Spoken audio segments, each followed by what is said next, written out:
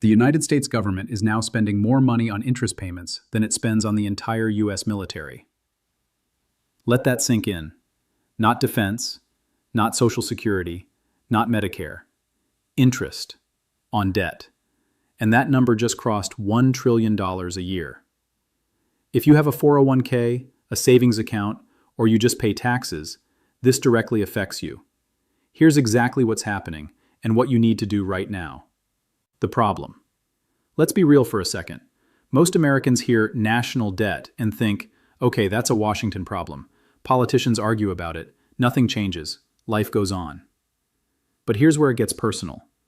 The interest on America's debt is now the fastest growing line item in the entire federal budget.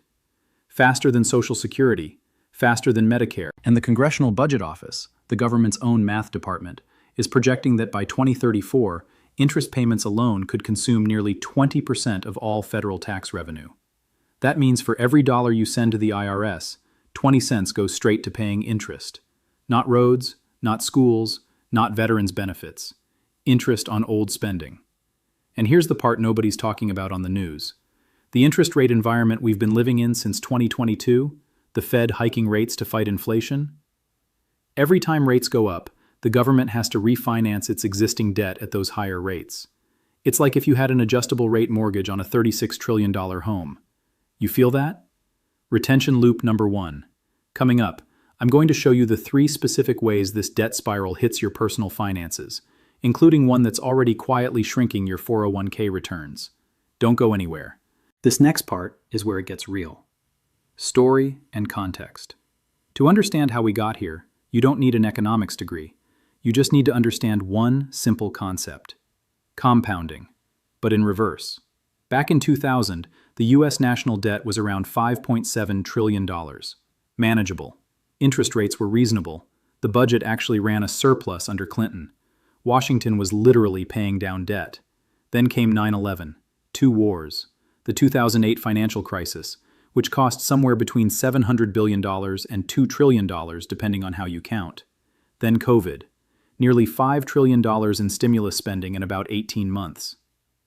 Each of those events was arguably necessary. I'm not here to debate politics, but math doesn't care about politics. And the math says, when you borrow that much at rising interest rates, the interest never sleeps. It compounds. Every single day. The U.S. debt clock, which you can literally watch tick in real time online, is now past $36 trillion. And the interest bill? We crossed $1 trillion in annual interest payments for the first time in history. To put that in context, that's more than we spend on Medicaid, more than all federal education programs combined. Retention loop number 2. Stay with me, because in about 60 seconds, I'm going to walk you through the doom loop scenario that bond traders are actually losing sleep over right now, and what it means for your S&P 500 returns going forward. The 5 ways this hits your life. Point 1. The inflation tax isn't going away. When the government borrows and spends at this scale, it puts upward pressure on prices. You already felt this. Eggs, rent, car insurance. The Fed raised rates to fight it, which helped slow inflation. But higher rates made the debt more expensive to service, which means more government borrowing, which means more inflationary pressure long term. It's a loop, and you're paying for it every time you swipe your card. Point 2. Your 401k is exposed to the bond market. Here's the one that surprises people. If you have a target date fund in your 401k, which most Americans do by default, you probably hold U.S. Treasury bonds. And treasuries are directly tied to government debt dynamics.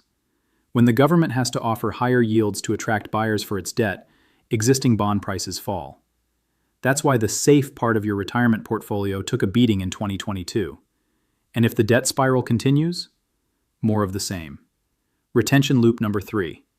Point 3 is where most financial channels stop, because it involves a scenario the government really doesn't want you thinking through on your own. Let's go there. Point 3, the doom loop. Here's the nightmare scenario bond traders actually model. The U.S. has to sell treasury bonds to keep borrowing. It holds auctions. Normally the world buys. Japan, China, pension funds, banks. But what if buyers start demanding much higher yields because they're nervous about America's ability to pay? Higher yields mean higher interest payments, which means more borrowing, which means more bonds to sell, which means yields go even higher. That is the doom loop. We're not there yet, but we've seen cracks. In 2023, a Treasury auction had the weakest demand since 2009. That's not a headline, that's a signal. Pay attention to signals. Point 4. Tax hikes are almost mathematically inevitable. Nobody wants to hear this, but when you spend more than you take in for decades, and the interest bill is now $1 trillion a year, something has to give. Either you cut spending dramatically, which is politically almost impossible, or you raise taxes. Or both. Historically, when debt to GDP ratios get this high, governments have done one of three things: inflate their way out, cut services, or raise taxes on the productive class. If you're in the $150,000 to $500,000 range, the people who max their Roth IRA, who have taxable brokerage accounts, who own a small business, you are the productive class. You will feel this first. Point 5.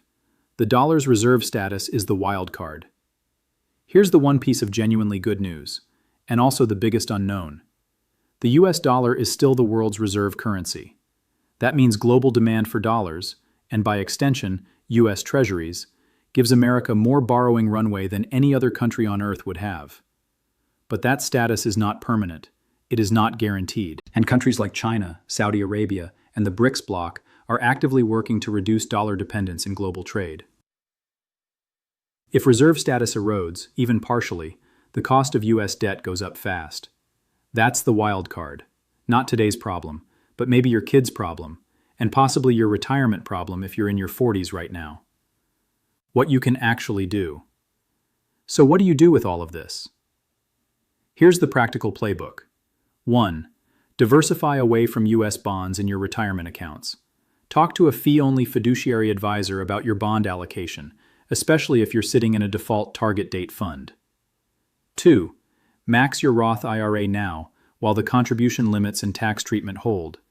Because if tax hikes come, tax-free growth becomes even more valuable overnight. 3. Hold some real assets. I-bonds, real estate, commodities, even a small allocation to inflation-protected securities. Real assets tend to hold value when paper promises get wobbly. 4. Stay employed and stay skilled. Sounds basic. But the number one hedge against any economic crisis is being someone the market still needs. That has always been true, and it always will be. Call to action. Look, I'm not here to scare you. I'm here to make sure you're not blindsided. The people who understand what's happening to the US debt clock and position themselves accordingly are the ones who come out ahead when this eventually resolves. And it will resolve. It always does. The question is, which side of that resolution are you on? Comment ready below right now if you want me to drop a free checklist, 5 moves to protect your finances from the debt spiral. I read every single comment and I'll personally reply to the first 50. And if this video gave you something real to think about, hit subscribe. I put out one video a week that your financial advisor probably won't tell you. See you next week.